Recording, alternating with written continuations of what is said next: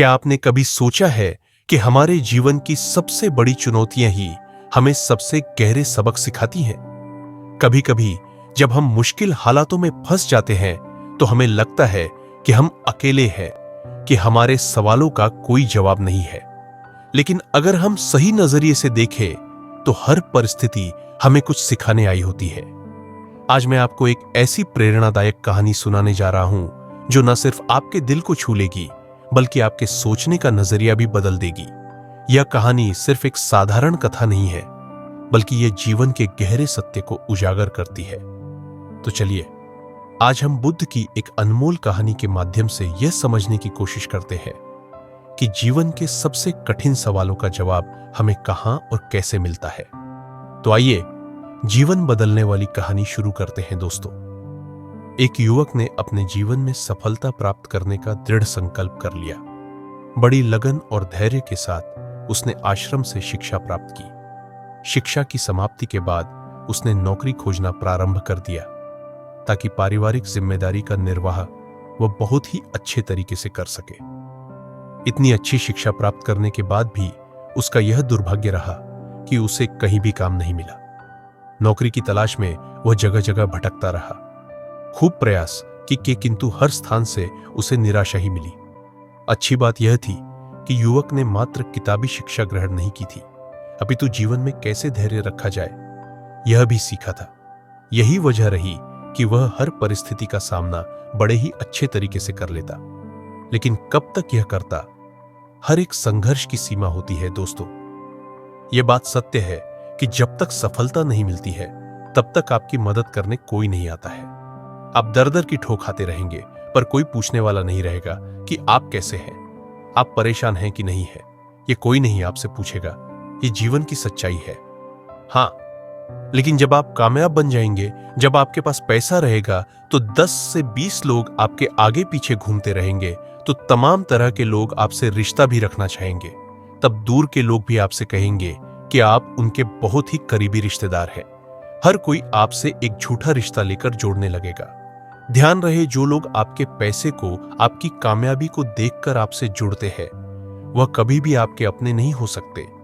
जो मुसीबत के समय में जब आप निर्धन हैं, गरीब हैं, लाचार पड़े हुए हैं, उस वक्त कोई अगर आपको सहारा दे, उस वक्त कोई अगर आपके साथ खड़ा रहे, तो समझ लीजिए कि वही आपका सच्चा और अपना साथी है। और ऐसे लोग दुनिया में केवल 1% से भी कम होते हैं जो आपकी गरीबी में, जो आपके कठिन वक्त में आपका का साथ दे। लेकिन आप सबसे ज्यादा उन लोगों के लिए परेशान रहते हैं जो कभी आपके अपने हैं ही नहीं। वह युवक हार थक के परेशान होकर के एक रास्ते से गुजर रहा था। रास्ते में उसी से एक आश्रम दिखाई पड़ा। उस आश्रम के बाहर एक महात्मा अपने शिष्यों को ज्ञान का उपदेश दे रहे थे। वे सभी शिष्य उन बौद्ध महात्मा के उपदेशों को बड़े ही ध्यान और शांतिपूर्वक सुन रहे थे। वह युवक वहीं पर रुक गया। उसने सोचा कि ऐसा क्या यहां पर चल रहा है जो कि लोग बहुत ही शांतिपूर्वक उन महात्मा का उपदेश सुन रहे हैं। उस युवक के भी मन में जिज्ञासा जाग गई कि चलकर हम भी देखते हैं कि वहां पर क्या हो रहा है। और वह युवक भी धीरे धीरे कदमों से आगे बढ़ते हुए आश्रम की तरफ चल पड़ा। वह पास में ही एक आम के पेड़ के पास बैठ गया और महात्मा के द्वारा कही हुई बातों को ध्यान से सुनने लगा। महात्मा कह रहे थे, जब किसी चीज की नई शुरुआत होती है तो सबसे पहले सब कुछ खत्म हो जाता है। जब इस सृष्टि की रचना हुई थी तो सबसे पहले सब कुछ समाप्त हो गया था। उसके बाद एक नई सृष्टि की रचना हुई।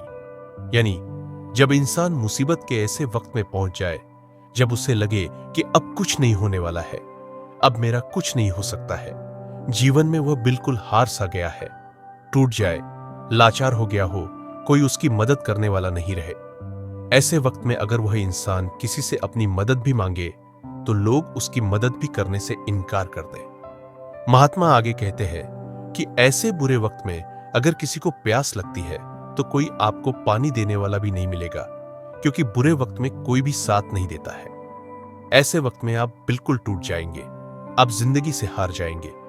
लेकिन एक बात हमेशा याद रखिएगा, इसी क्षण यही सोचना है कि अब कुछ हमारी जिंदगी में बड़ा और अच्छा होने वाला है, क्योंकि बर्बादी के बाद ही नई चीज का निर्माण होता है। टूटे फूटे लोहे को गला करके एक नए लोहे का निर्माण किया जाता है। अर्थात जब आप बिल्कुल टूट जाएंगे, मुसीबत के वक्त से गुजर रहे हैं, तो ये बात दिमाग में जरूर लाएं कि अब कुछ नया होने वाला है।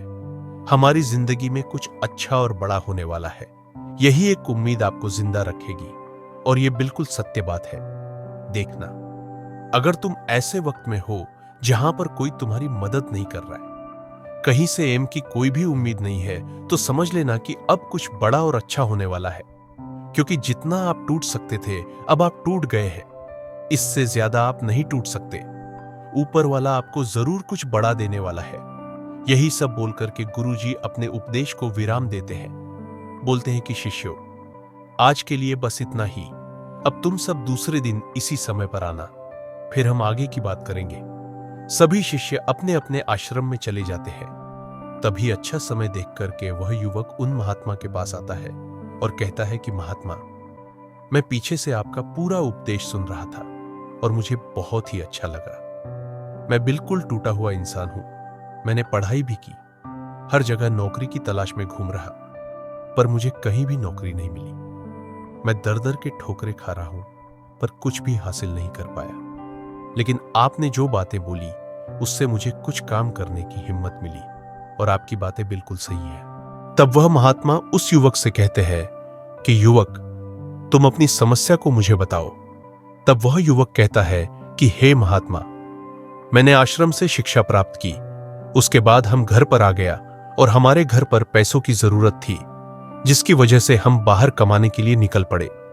लेकिन मैं जहां पर भी नौकरी की तलाश में गया, मुझे वहां से नौकरी नहीं मिली, जिस वजह से मैं बहुत ही परेशान है।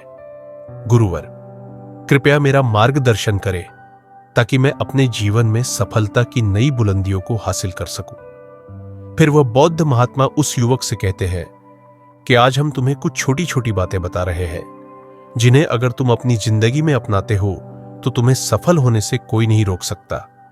और हर सफल व्यक्ति यही करता है। मैंने बहुत से लोगों को शिक्षा दी है, लेकिन मेरे जो शिष्य मेरी इन 7 बातों को अपने जीवन में अपना लिए, वह आज अपना नाम इस संसार में कमा रहे हैं। महात्मा उस युवक से कहते हैं कि अगर तुम्हें सफल होना है तो तुम्हें सबसे पहले अपने गुणों को पहचानना है, और यही तुम्हारी सफलता पाने की पहली आदत होनी चाहिए। वह युवक कहता है कि गुरुदेव, अपने अंदर के गुणों को कैसे पहचाने? तब वह महात्मा उस युवक से कहते हैं कि गुणों को पहचानने का मतलब यह है कि अपने अंदर की प्रतिभा को पहचानो। कुछ भी कार्य करने से पहले सबसे पहले तुम अपने अंदर की प्रतिभा को पहचानो। हर एक इंसान में एक अलग प्रतिभा होती है। अगर वह अपनी प्रतिभा के हिसाब से काम करे तो जीवन में उसे सफल होने से कोई नहीं रोक सकता। मैं तुम्हें एक उदाहरण के माध्यम से समझाने का प्रयास करता हूं। अगर मैं तुमसे यह पूछूं कि यह आम का पेड़ है जो तुम्हें दिखाई दे रहा है, अगर मैं इस पर सभी जानवरों को चढ़ने के लिए बोलूं कि इस पेड़ पर सबसे पहले कौन चढ़ेगा? चलो मान लेते हैं यहां पर बंदर, भालू, हिरण, हाथी, घोड़ा, गिलहरी सभी लोग आ गए, तो अब तुम मुझे यह बताओ कि इस पेड़ पर सबसे पहले कौन चढ़ेगा? तो वह युवक कहता है कि महात्मा, इस पेड़ पर तो गिलहरी सबसे पहले चढ़ जाएगी। वह झट से ऊपर तक चढ़ जाएगी। इसके बाद बंदर चढ़ जाएगा, लेकिन घोड़ा नहीं चढ़ सकता, हाथी नहीं चढ़ सकता। तमाम जानवर इसमें फेल हो जाएंगे। तब वह बौद्ध महात्मा कहते हैं कि तुमने बिल्कुल सही कहा। यही हाल हम सबकी भी जिंदगी में होता है। हम सबके भी अंदर एक अलग अलग प्रतिभा होती है, लेकिन हम उस प्रतिभा को पहचानने का प्रयास ही नहीं करते हैं। हम सब अपनी प्रतिभा के हिसाब से चलते ही नहीं हैं। हम लोगों के हिसाब से खुद को ढालने का प्रयास करते हैं और हम औरों जैसा बनने लगते हैं। इस दुनिया में जितने भी सफल लोग हुए हैं, अगर तुम उनको ठीक ढंग से पहचानोगे तो तुम पाओगे कि वह अपनी प्रतिभा के हिसाब से काम किए हैं, तभी वे आगे चलकर अपनी जिंदगी में कामयाब हुए हैं। हर कोई इस पेड़ पर नहीं चढ़ सकता। ठीक उसी प्रकार तुम सबसे पहले अपने अंदर के प्रतिभा को पहचानो। तुम ये देखो कि तुम किस चीज में माहिर हो। अगर तुम अपनी प्रतिभा के हिसाब से काम करोगे, उस प्रतिभा को पहचान लोगे, तो तुम जिंदगी में बहुत आगे जाओगे। फिर तुम्हें सफल होने से कोई नहीं रोक सकता है। लगभग 99% लोग यही करते हैं कि वे दूसरों जैसा बनने का प्रयास करते हैं। किसी ने उन्हें कहा तो वे उसके जैसा ही बनने लगते हैं, जबकि जो 1% लोग होते हैं वही सफल हो पाते हैं, क्योंकि वे अपने प्रतिभा के हिसाब से काम करते हैं। वे अपने अंदर की प्रतिभा को पहचान लेते हैं, फिर वे उसके हिसाब से उस कार्य को करते हैं और अंत में उन्हें सफलता भी मिलती है और वे लोग जिंदगी में बहुत ही आगे जाते हैं। इसलिए कुछ भी नया करने से पहले सबसे पहले तुम अपनी प्रतिभा को पहचानो, फिर उसके हिसाब से काम करो। वह महात्मा उस युवक से कहते हैं कि सफल बनने के लिए दूसरी सबसे बड़ी आदत यह है कि तुम सब सही समय पर उठो। अगर तुम सब सुबह 3 घंटे पहले उठ जाते हो, अगर तुम 4 बजे उठ जाते हो या 5 बजे भी उठ जाते हो, तो तुम्हारे पास बहुत ज्यादा समय बच जाएगा अपने कार्य को करने का, और तुम उन तमाम लोगों से आगे निकल जाओगे जो लोग देर सुबह सोकर उठते हैं। उन्हें आलस्य और बीमारियां घेर लेती है। अगर तुम भी देर सुबह उठोगे तो तुम भी उन्हीं के जैसा बन जाओगे। इसीलिए अगर तुम्हें लाखों की भीड़ से आगे आना है तो तुम्हें सुबह जल्दी उठना होगा। जो व्यक्ति सुबह सही समय पर जल्दी उठ जाते हैं उन्हें पूरे दिन को कार्य करने का ज्यादा समय मिल जाता है। तुम सुबह उठो, सबसे पहले अपने पूरे दिन की रूपरेखा तैयार करो कि कब मुझे क्या काम करना है, कब कौन सा काम करना है, कितने बजे क्या करना है। सबसे पहले तुम उस कार्य को करो, फिर उसके हिसाब से पूरे दिन का कार्य करो। इससे क्या होगा कि तुम्हारे पास समय बच जाएगा और तुम अपने कार्य को बहुत ही अच्छे तरीके से कर पाओगे। जो लोग यह कार्य नहीं करते हैं वह जब अपना कुछ कार्य पूरा कर लेते हैं खाली बैठ जाते हैं, तो वह यह सोचते हैं कि अब उन्हें क्या करना चाहिए। इससे उनका समय बर्बाद होता है, और जो भी व्यक्ति अपना समय बर्बाद करता है वह अपनी जिंदगी में कभी भी आगे नहीं बढ़ पाएगा। इसलिए सुबह उठकर के सबसे पहले अपनी एक रूपरेखा तैयार करो कि हमें दिन में क्या काम करना है और क्या नहीं करना है, फिर उसके हिसाब से तुम कार्य करो। महात्मा उस युवक से कहते हैं कि अगर तुम्हें अपनी जिंदगी में सफल होना है तो मैं तुम्हें तीसरी आदत बता रहा हूं जिसे तुम जरूर अपनाना। वह यह है कि अपनी विचार शक्ति का उपयोग करो। जो भी तुम अपनी जिंदगी जी में पाना चाहते हो उसे तुम सुबह उठ करके एक बार जरूर सोचो। तुम यह अनुभव करो कि वह चीज तुम्हें मिल रही है। भले ही वह चीज तुम्हें मिली ना हो, लेकिन तुम उसके बारे में सोचना शुरू करो और इतना सच्चाई के साथ सोचो कि ऐसा लगे कि तुम्हें वह चीज मिल रही है। उस चीज को पाने का अभ्यास करो और यह काम तुम्हें सुबह उठ करके ही करना है, और जब रात को तुम सोने जाते हो तब भी तुम्हें यह करना है। धीरे धीरे वह चीज तुम्हारी तरफ आकर्षित होने लगेगी। इसे ही आकर्षण का नियम कहते हैं। व्यक्ति को जो भी चीज अपनी जिंदगी में पाना है उसे उसके बारे में बहुत ही सच्चाई और गहराई के साथ आभास करना है कि उसे वह चीज मिल रही है। फिर क्या होगा कि यह प्रकृति, यह ब्रह्मांड खुद तुम्हारे लिए वह चीज भेजेगा, क्योंकि वह चीज तुम्हारी तरफ आकर्षित होने लगेगी। इसे ही आकर्षण का नियम कहते हैं। तो तुम्हें इस आकर्षण के नियम का पालन करना है। अगर तुम इसका सही से अभ्यास करते हो तो धीरे धीरे तुम जो भी चीज पाना चाहते हो वह चीज तुम्हें मिलने लगेगी।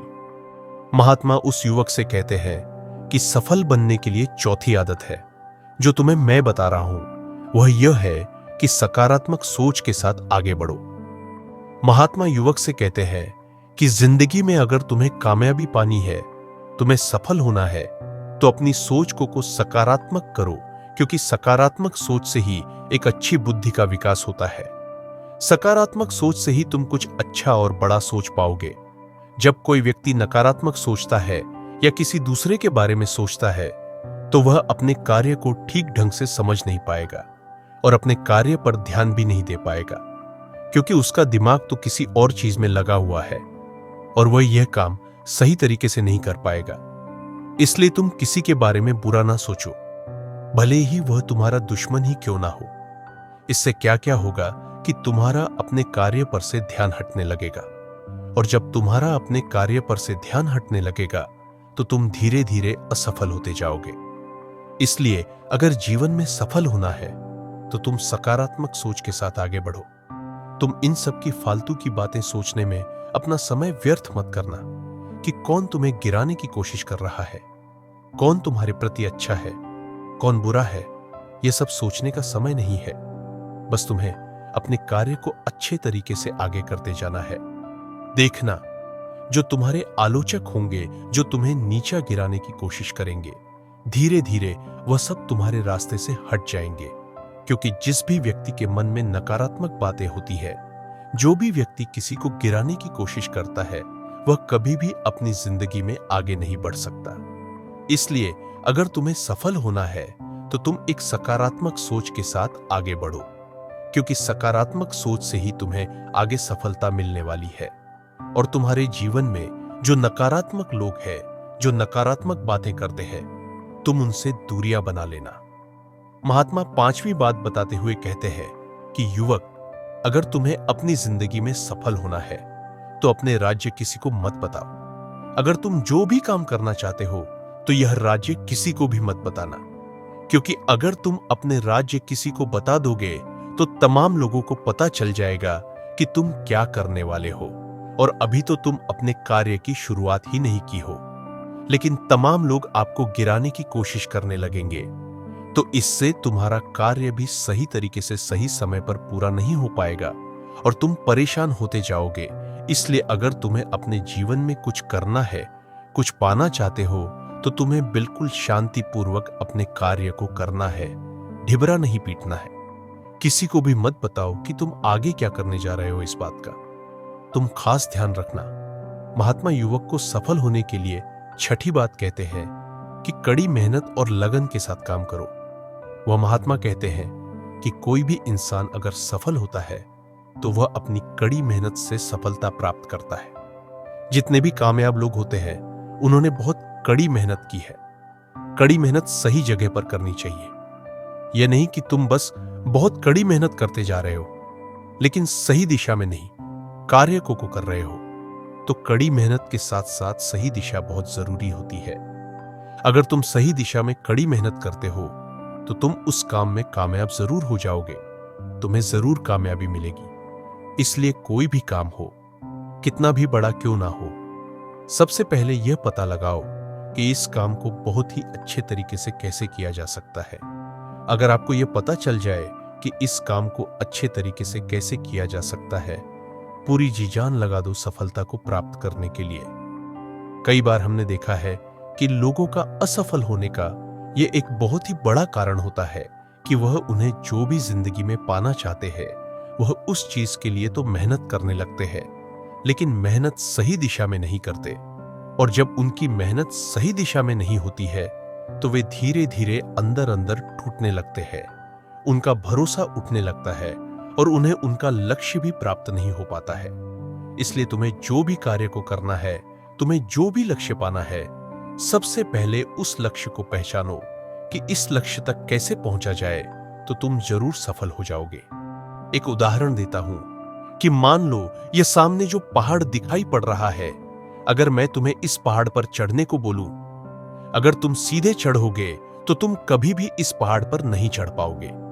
लेकिन अगर तुम इस पहाड़ पर चढ़ने के लिए एक अच्छा रास्ता खोजो कि सबसे जल्दी और आसान तरीके से इस पहाड़ पर चढ़ा कैसे जाए, पहाड़ पर तो तुम बड़ी आसानी से चढ़ जाओगे, लेकिन अगर तुम बिना सोचे समझे चढ़ने लगोगे तो तुम पहाड़ की चोटी पर कभी नहीं चढ़ पाओगे, और अगर चढ़ते भी हो तो तुम्हें बहुत समय लग जाएगा और तुम असफल भी हो जाओगे। यही हाल होता है हमारी जिंदगी में। हमें जो भी लक्ष्य को प्राप्त करना है, सबसे पहले उस लक्ष्य के बारे में सोचो और तुम यह पता लगाओ कि इस लक्ष्य तक कैसे आसानी से पहुंचा जाए। जब तुम यह पता लगा लोगे तो तुम अपने लक्ष्य को बड़े ही आसानी से पालोगे।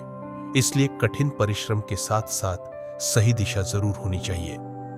महात्मा उस युवक को सफलता प्राप्त करने के सातवां और अंतिम सूत्र बताते हुए कहते हैं कि युवक, तुम्हें अपने शरीर का भी बहुत ख्याल रखना है, और अपने शरीर के ख्याल के लिए तुम्हें योगाभ्यास और योग की क्रिया करनी है। अगर तुम योग की क्रिया करते हो तो तुम्हारा दिमाग संतुलित रहेगा, और जब तुम्हारा दिमाग संतुलित रहेगा तो ही तुम अपने कार्य पर अच्छे तरीके से ध्यान दे पाओगे। योग की क्रिया करने से तुम्हारे अंदर का आलस्य भी दूर हो जाएगा, क्योंकि आलस्य इंसान का सबसे बड़ा दुश्मन होता है। इसलिए योगाभ्यास करके तुम अपने आलस्य को भी दूर कर दो। ठीक उसी प्रकार जब तुम अपने दिमाग को एक जगह पर केंद्रित कर लोगे, अच्छे मन के साथ कार्य करोगे, तो तुम्हें सफलता जरूर मिलेगी, क्योंकि तुमने अपनी पूरी ऊर्जा एक दिशा में लगा दी है। और जब तुम अपनी पूरी ऊर्जा एक दिशा में लगा दोगे तो उसका परिणाम तुम्हें अच्छा देखने को मिलेगा। इसलिए तुम दिन में ध्यान की क्रिया, योग्य की क्रिया जरूर करो। इससे तुम्हारा दिमाग संतुलित रहेगा, तुम्हारा दिमाग बहुत अच्छे तरीके से काम करेगा। और जब तुम्हारा दिमाग संतुलित रहेगा, बहुत अच्छे तरीके से काम करेगा, तो ही तुम कुछ नया और अच्छा सोच पाओगे, तभी जाकर तुम्हें सफलता भी मिलेगी। इसलिए मेरी इन बातों को ध्यान रखना। इसलिए युवक, सबसे पहले तुम जाओ, यह पता लगाओ कि तुम किस चीज में माहिर हो, फिर तुम उस हिसाब से कार्य करो और मेरी इन बातों को याद रखना। वह युवक उन महात्मा को प्रणाम करके वापस अपने घर आ जाता है और वह यह सोचने में लग जाता है कि वह किस चीज में माहिर है। पूरे 15 दिन तो यह सोचने में लगा देता है कि वह किस चीज में माहिर है। बाद में उसे पता चलता है कि वह तलवारबाजी की क्रिया में बहुत ही माहिर है। इसलिए वह तलवारबाजी पर बहुत अभ्यास करता है और वह एक कामयाब तलवारबाज बन जाता है। उसकी ख्याति दूर दूर तक फैल जाती है। फिर एक दिन पड़ोसी देश के राजा उसे अपने यहाँ सेना में नौकरी के लिए बुला लेते हैं और वह व्यक्ति अपनी स्वेच्छा से उस राजा के प्रस्ताव को स्वीकार भी कर लेता है और वह उनके यहाँ नौकरी के लिए सेना में भर्ती हो जाता है। राजा उस युवक को बहुत ही मान सम्मान से सम्मानित करते हैं। अब उस युवक का परिवार बहुत ही अच्छे तरीके से अपना गुजारा करने लगा। दोस्तों, सच्ची खुशी बाहरी चीजों में नहीं, बल्कि हमारे भीतर संतोष में बसती है। इच्छाएं असीमित होती हैं, लेकिन जब हम जो पास में है उसी में संतुष्ट रहना सीख जाते हैं, तभी वास्तविक शांति और आनंद मिलता है। जीवन में संतोष ही सबसे बड़ा धन है। दोस्तों, उम्मीद है कि आपने आज की इस वीडियो से जरूर कुछ न कुछ सीखा होगा। तो इस वीडियो को लाइक और अपने दोस्तों के साथ शेयर करना ना भूलें। हमें ऐसे ही सपोर्ट करने के लिए चैनल को सब्सक्राइब और घंटी बटन को जरूर दबा दें। तो चलिए मिलते हैं एक और वीडियो में। तब तक के लिए अपना ख्याल रखें। धन्यवाद।